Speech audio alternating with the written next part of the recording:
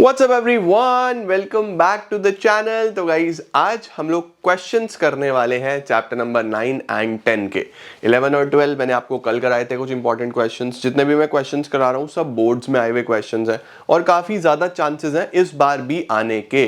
तो इस तरीके के क्वेश्चंस आप जितने ज़्यादा हो सके प्रैक्टिस करना और बहुत ही शानदार तरीके से इनको कवर करना। आइए आज जल्दी से शुरू करते हैं चैप्टर नंबर 9 और 10 के क्वेश्चंस के साथ, जो कि काफ़ी इंपॉर्टेंट है और आपको बड़े ध्यान से मेरे साथ साथ करने हैं। चलिए जल्दी से लेट्स बिगिन।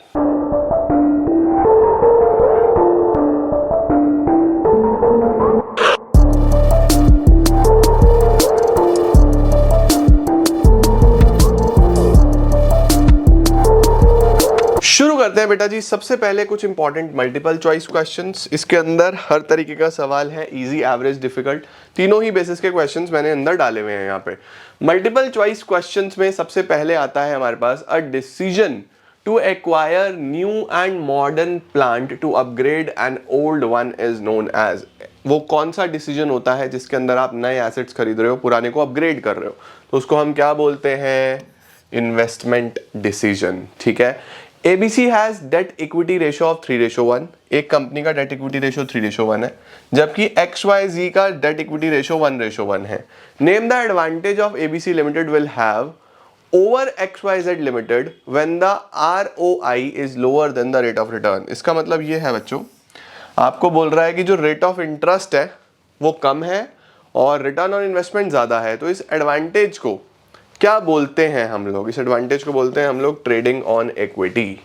ठीक हो गया जी, डन सर। नेक्स्ट क्वेश्चन क्या है? हाँ, ये वाला सवाल, इसमें बच्चे बहुत गलती करते हैं, बहुत बहुत बहुत गलती करते हैं। Vikrant joins his father's business of organic masalas. अपने पास लिख लेना इसका आंसर आप पॉज करके। Near Himachal after completing his MBA in order to capture a major market share he decided to sell the product in small attractive packages by using the latest packaging technology। ठीक है जी, latest technology use कर रहा है।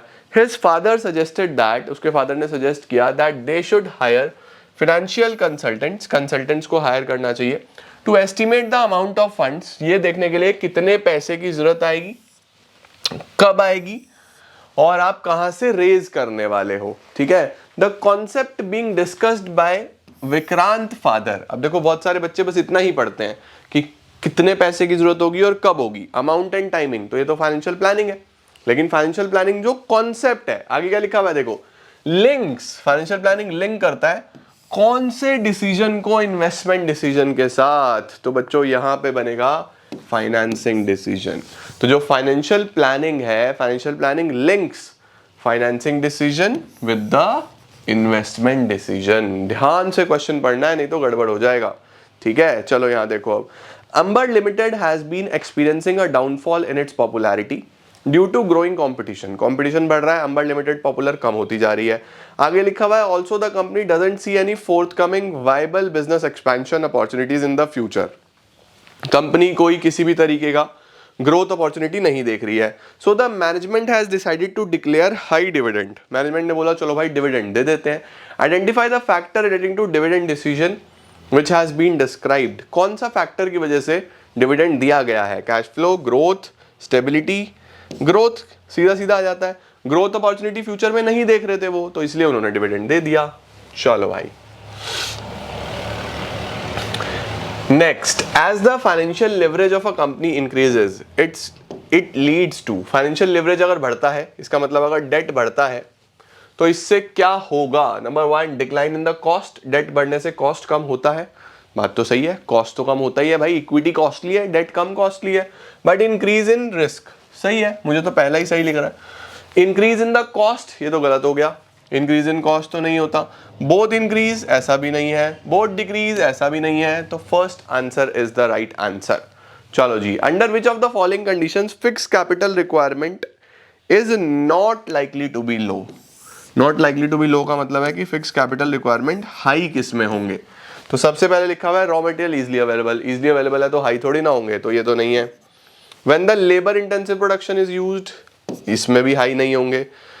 When the level of collaboration is लो, देखो level of collaboration अगर नहीं होगा, यानी 2-3 लोग मिलके बिजनेस नहीं करेंगे तो अकेले एक को ही लगाना पड़ेगा, तो यहां पे होगा देखो जो आपका फिक्स कैपिटल का रिक्वायरमेंट है वो हाई, तो सी ऑप्शन इसका सही ऑप्शन बन जाएगा।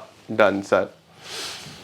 नेक्स्ट क्या है, चलो भाई मैच करना है, आइए जी मैच करें। सबसे पहला, inability of a business to meet its obligation of payment of interest, इसको क्या बोलते हैं, इसको हम financial risk बोलते हैं।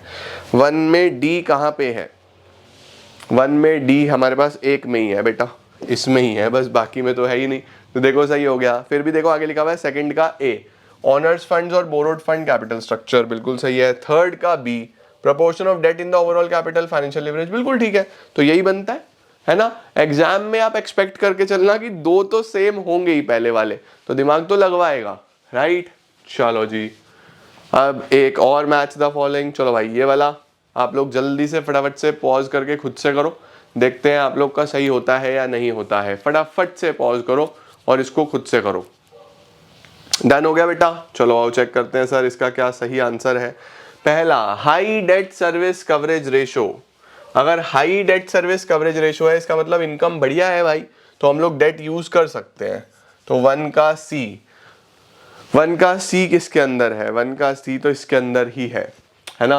लो rate of return on investment, rate of return on investment कम है, तो फिर भैया इक्विटी यूज करो, सीधी सीधी सी बात है ना, तो यही बनता है। डन हो गया सर, डन। चलो जी सर मैच करा दो एक बार आंसर्स, लो जी फटाफट से मैच कर लो।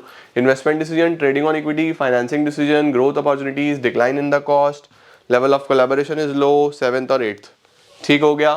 चलो जी अब चलते हैं केस स्टडीज पे। केस स्टडीज बच्चों मैंने इसके अंदर टोटल 8 ली हैं, 8 केस स्टडीज फाइनेंशियल मैनेजमेंट में से, जिसमें से मैं शुरू की 6 करा रहा हूं, आखिरी की 2 आप खुद करोगे, that will be your homework. Okay चलो क्वेश्चन नंबर 1 देखते हैं। लिखा हुआ है, पहले क्वेश्चन ही पढ़ लेता हूं। Which source of debt, option A और option B is better, give reason in support of your answer, also state the concept used in taking the decision. किस पर्टिकुलर केस में डेट लेना बेटर है, ठीक है। रिटर्न ऑन इन्वेस्टमेंट 10 से 12% है, return on investment कितना है, 10 से 12%। ओके तो मुझे जो कर्जा लेना चाहिए उसका रेट ऑफ इंटरेस्ट इससे कम होना चाहिए। रेट ऑफ इंटरेस्ट इसमें 13% है, रेट ऑफ इंटरेस्ट इसमें 9% है, तो यही बेहतर है भाई, ये बढ़िया है। जो मेरा रेट ऑफ बोरोइंग है या जो रेट ऑफ इंटरेस्ट है ये हमेशा कम होना चाहिए, ये 9% है, तो ऑप्शन ए इज बेटर, ये बेटर होगा। किस कॉन्सेप्ट की मदद से मैं डिसीजन ले रहा हूं उसको हम फाइनेंशियल लिवरेज बोलते हैं, ठीक हो गया जी। When is financial leverage favorable? Financial leverage favorable कब होता है, फेवरेबल तब होता है जब ये कंडीशन फुलफिल्ड हो रही हो, rate of interest should be less than return on investment. Done है जी, परफेक्ट है। चलो भाई सर इसको लिखेंगे कैसे, ये देखो प्रॉपर आंसर इस तरीके से आपको लिखना है। Out of the 2 available sources of debt according to me, इस तरीके से प्रॉपर प्रेजेंटेशन चाहिए, मैं इसीलिए आंसर्स लिख रहा हूं साथ साथ, ताकि आपको पता रहे कि आंसर लिखना कैसे है। Option A is better as the cost of debt is less than the return on investment which is the prerequisite to maximising the returns, ठीक हो गया। डिसीजन जो बेस्ड है इसका कॉन्सेप्ट है trading on equity. Trading on equity refers to the increase in earnings per share by employing the source of finance carrying a fixed financial charges. 2 conditions क्या है trading on equity का advantage लेने के लिए, जो आपका rate of return है वो ज्यादा होना चाहिए रेट ऑफ इंटरेस्ट से, और अमाउंट जो है वो टैक्स डिडक्टेबल हो जाता है। चलो जी दूसरा बेसिक है, जब आपका रिटर्न ऑन इन्वेस्टमेंट ज्यादा हो कॉस्ट ऑफ डेट से। Question number 3 and question number 4, आओ जी सर क्वेश्चन नंबर 3 की बात कर लेते हैं पहले। The above discussion about the company leads to various factors which decide how much of the profit should be retained and how much to be distributed। बच्चों कितना profit बचाना है कितना डिस्ट्रीब्यूट करना है ये डिविडेंड डिसीजन है। Quoting the line from the above discussion, identify and explain any 4 such factors। अब देखो 6 नंबर में आता है ऐसा सवाल, आइडेंटिफाई भी करो और एक्सप्लेन भी करो, कोई भी 4 फैक्टर्स। चलो भाई, Abhishek Limited is manufacturing cotton clothes. It has been consistently earning good profits. लो जी, इनकी अर्निंग्स अच्छी है, तो स्टेबिलिटी ऑफ अर्निंग्स है, स्टेबिलिटी ऑफ अर्निंग्स है तो भैया डिविडेंड ज्यादा दोगे, ठीक है। This year too it has been able to generate enough profits, there is availability of enough cash. लो सर, कैश फ्लो अच्छा है, कैश फ्लो अच्छा है तो भी डिविडेंड दे सकते हो। And good prospects for growth. Low sir, growth prospects है ये भी कंसीडर करो। अब ग्रोथ प्रोस्पेक्ट्स हैं तो डिविडेंड नहीं देना, ठीक है। It is a well managed organisation and believes in the quality, equal employment opportunities and good remuneration practices. It has many shareholder who prefer to receive regular income. लो जी, preference of shareholders, preference of shareholders. अब देखो आपके जो share holders हैं वो regular income मांगते हैं तो आपको डिविडेंड देना चाहिए, okay. It has taken a loan of rupees 50 lakhs from ICICI Bank and is bound by certain restrictions and payment of dividend according to terms of loan agreement। लो जी, इनका जो loan agreement है उसके अंदर भी ये लोग बाउंड है ना। इनके जो रेस्ट्रिक्शंस हैं तो इनको हम लोग क्या बोल देते हैं, कॉन्स्ट्रेंट्स। जो हमारे पास लीगल और कॉन्ट्रैक्चुअल कॉन्स्ट्रेंट्स होते हैं उससे भी ये लोग बाउंड है। तो कोई भी 4 फैक्टर लिखने थे, यहाँ पे तो 5 है। आप अर्निंग्स लिख सकते हो, कैश फ्लो लिख सकते हो, ग्रोथ प्रोस्पेक्ट्स लिख सकते हो, प्रेफरेंस ऑफ शेयर होल्डर्स लिख सकते हो और लीगल एंड कॉन्ट्रैक्चुअल कॉन्स्ट्रेंट्स लिख सकते हो। कोई भी 4 फैक्टर आपको एक्सप्लेन करने हैं आप कर दोगे, ठीक है जी, परफेक्ट। नीचे वाला देखते हैं।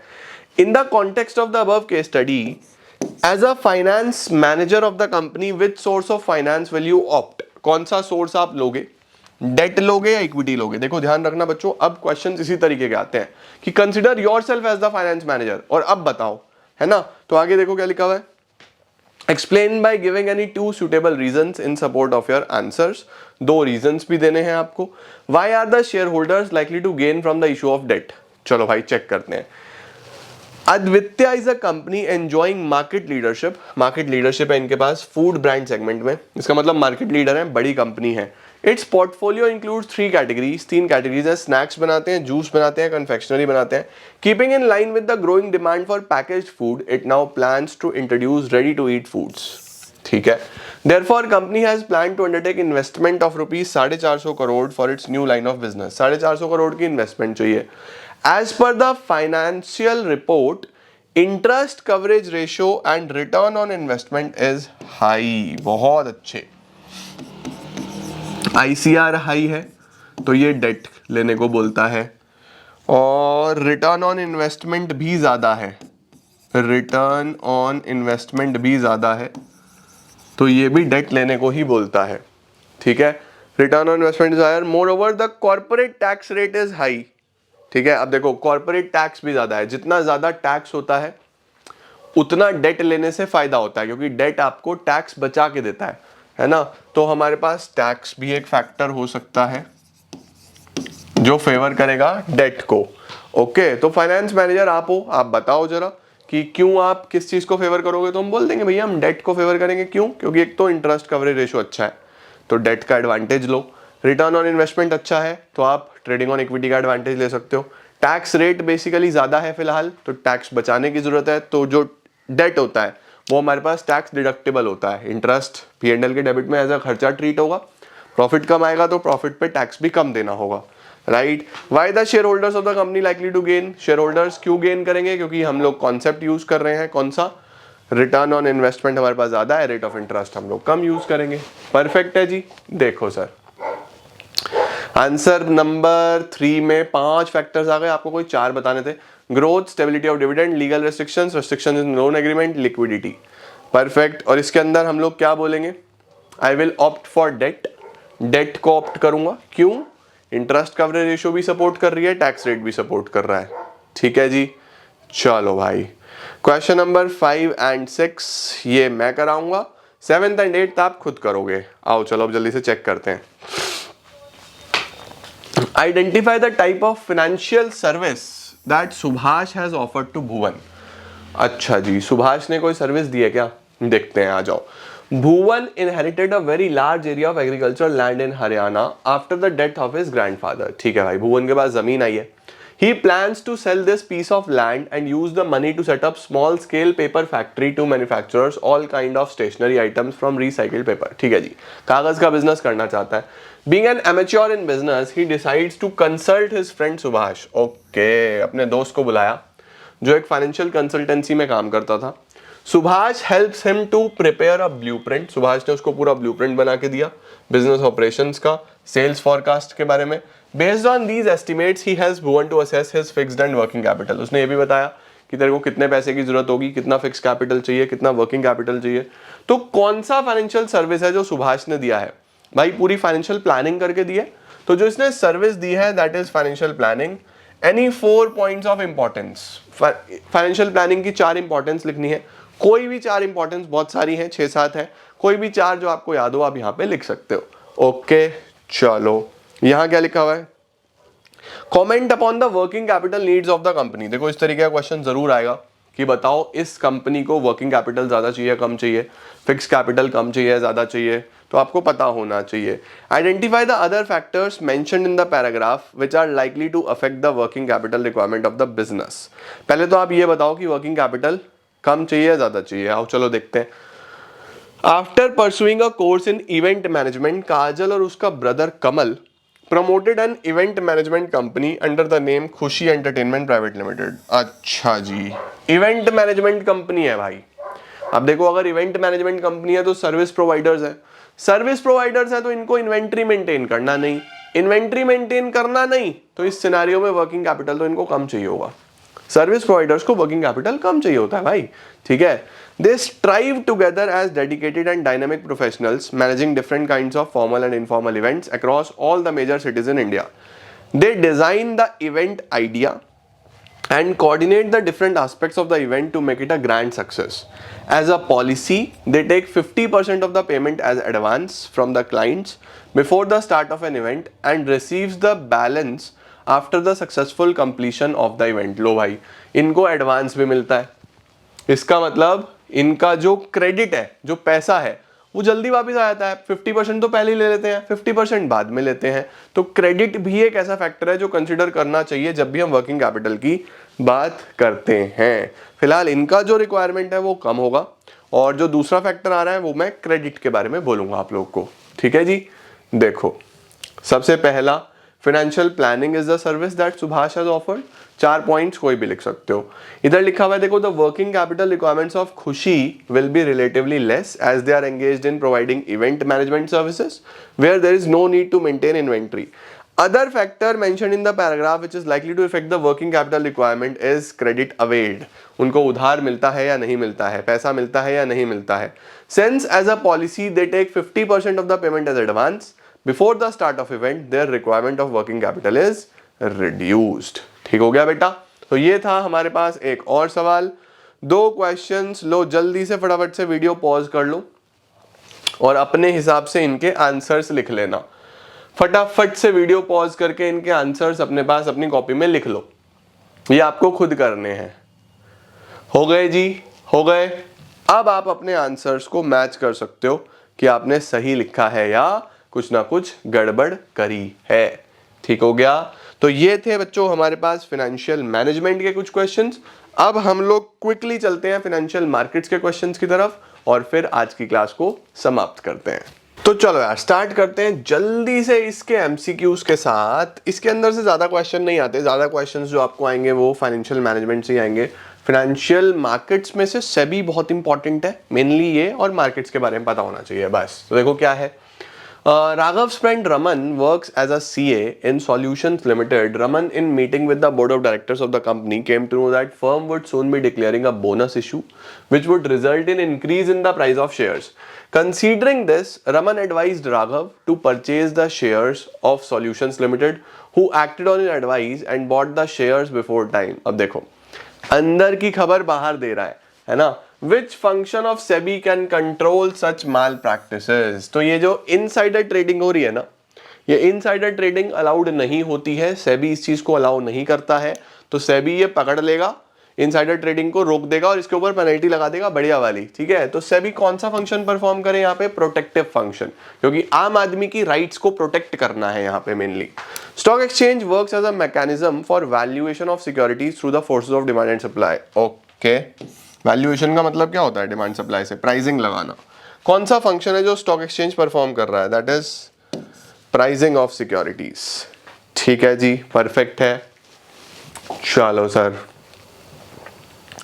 It acts like a bank and keep securities in electronic form. कौन है वो? डिपॉजिटरी पार्टिसिपेंट है, डिपॉजिटरी है, स्टॉक एक्सचेंज है, none of the above.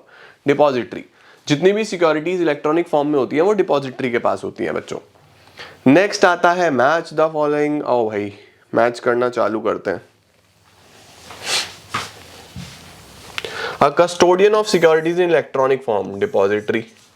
Holding securities in electronic form is dematerialization. Holding securities. Trading of existing securities, new issue market. तो जो new issue market है उसको हम प्राइमरी मार्केट बोलते हैं। ट्रेडिंग ऑफ एग्जिस्टिंग सिक्योरिटीज उसको हम सेकेंडरी मार्केट्स बोलते हैं। तो वन का क्या बन जाता है हमारे पास? सी। वन का सी तो इसमें ही है बस। वन का सी, टू का डी, सी का थर्ड का बी और फोर्थ का ए। बिल्कुल सही है जी, सी ऑप्शन इसका आंसर बन जाएगा। चलो भाई, यहां पे चलो ये तुम लोग करो फटाफट से, जल्दी जल्दी से करना चालू करो। Securities are offered for sale through intermediaries. जब इंटरमीडियरी यानी कंपनी एक इंटरमीडियरी देगी, इंटरमीडियरी आगे देगा, इसको बोलते हैं ऑफर फॉर सेल। वन का सी। इंस्टीट्यूशनल इन्वेस्टर्स को जब हम देते हैं तो उसको प्राइवेट प्लेसमेंट बोलते हैं। Subscription from general public, offer through prospectus. And existing share holders को देते हैं तो राइट इशू। तो ये ऑप्शंस बन जाते हैं वन का सी। लो जी, सी ऑप्शन आपका राइट आंसर बन जाएगा। देखो ऑलमोस्ट तुम्हारे ये सारे रिवाइज हो गए इससे, है ना। यहां से देखो आपका ये रिवीजन हो गया था। That is why questions are very important. सारा रिवीजन हो जाता है। आंसर्स मैच कर लो बच्चे। Protective function, pricing, depository, C and C. Okay, आइए सर, सबसे पहले कुछ केस स्टडीज करते हैं। मैक्सिमम मैं करा दूंगा, एक आधी तुम्हें दे दूंगा होमवर्क में, तुम लोग ट्राई कर लेना। देखो, स्टॉक एक्सचेंज एक्ट, सबसे पहले सवाल देख लूं। Various functions performed by stock exchange are discussed by quoting the above para. State any 4 functions. Low sir, functions बताने हैं stock exchange के। आओ जी।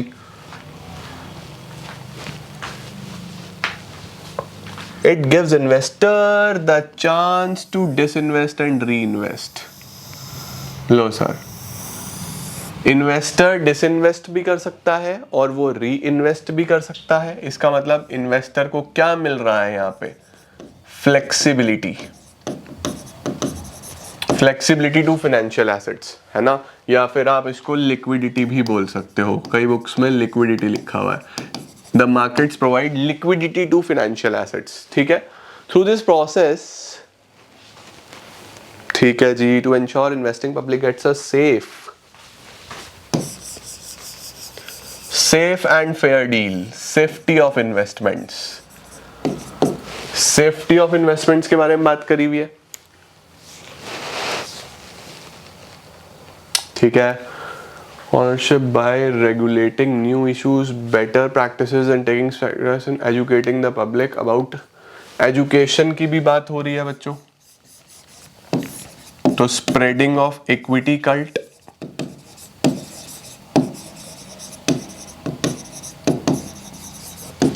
एक और चेक करो आपको कहां पे क्या दिखाई दे रहा है। शुरू से एक बार पढ़ लेते हैं।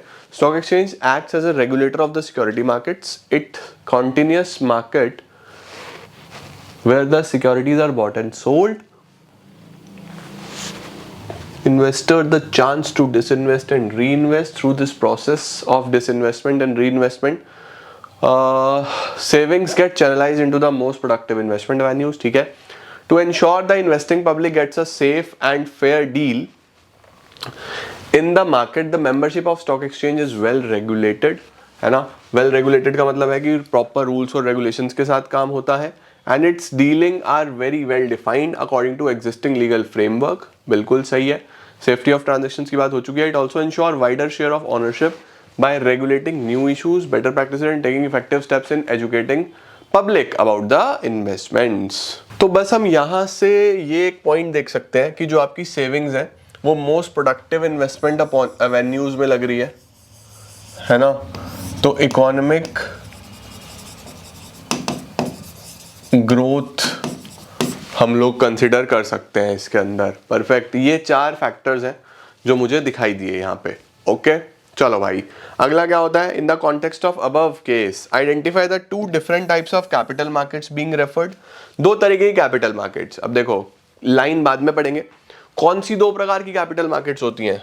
प्राइमरी, जिसको हम न्यू इशू मार्केट बोलते हैं, और सेकेंडरी जो हमारी एग्जिस्टिंग सिक्योरिटीज के लिए होती है। सही है, चलो देखते हैं।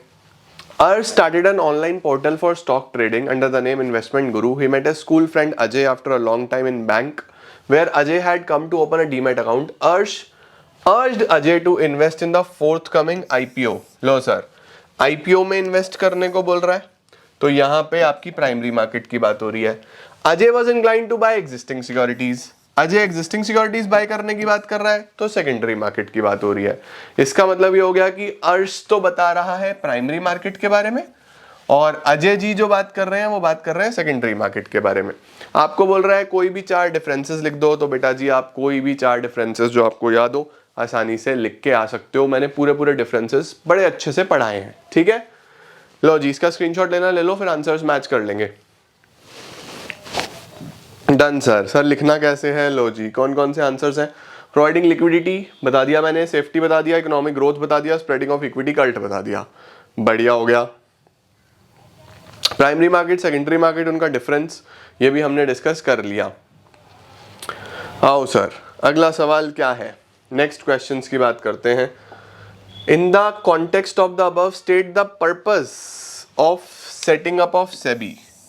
लो भाई, purpose of setting up of SEBI का इस केस स्टडी से कोई लेना देना नहीं है, ये आपको याद होना चाहिए। सेबी क्यों सेटअप किया गया था, ये ऑब्जेक्टिव्स ऑफ सेबी के अंदर आप लिख सकते हो, ताकि वो प्रोटेक्ट कर सके, सेफ गार्ड कर सके सारी की सारी एक्टिविटीज़ को, इन्वेस्टर्स को प्रोटेक्ट कर सके, सेफ्टी ऑफ ट्रांजैक्शन हो सके, किसी भी तरीके का कोई मैल प्रैक्टिस ना हो, किसी भी तरीके की प्राइस रिगिंग ना हो, हर तरीके से फेयर मार्केट डीलिंग्स हो। ये सारे पर्पस थे। उसके साथ रूल्स और रेगुलेशंस फ्रेम करना, ये सब ऑब्जेक्टिव्स थे हमारे पास सेबी के। Identify the type of function perform by SEBI. Okay, कुछ फंक्शन भी परफॉर्म करा है। Raghunath Ahuja is one of the promoter director. सही है। कंपनी बच्चों रियल एस्टेट सेक्टर में है, जिसमें एक फॉल आया है रेवेन्यू में, एसेट्स भी कम हुए हैं ड्यू टू डाउनवर्ड ट्रेंड। सही है जी। The periodical financial results of the company were to be declared in a fortnight time. Raghunath Ahuja being an insider. लो जी, इनसाइडर है, उसको पता था कि क्या क्या चीजें होने वाली हैं।